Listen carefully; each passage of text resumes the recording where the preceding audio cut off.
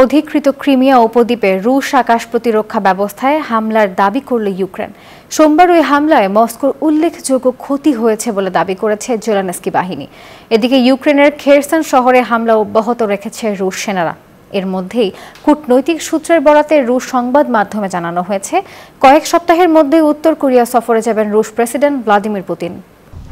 সোমবার ইউক্রেনীয় জেনারেল স্টাফের বরাতে রয়টার্স জানায়, অধিকৃত ক্রিমিয়া উপদ্বীপে হামলা চালিয়ে রাশিয়ার 3টি সারফেস টু এয়ার প্রতিরক্ষা ব্যবস্থা ক্ষতিগ্রস্ত করা হয়েছে। ইউক্রেনীয় সামরিক বাহিনী আরও জানায়, শত্রুর অত্যন্ত কার্যকর আকাশ প্রতিরক্ষা ব্যবস্থা তাদের কোনো ক্ষেপণাস্ত্রকেই প্রতিহত করতে পারেনি।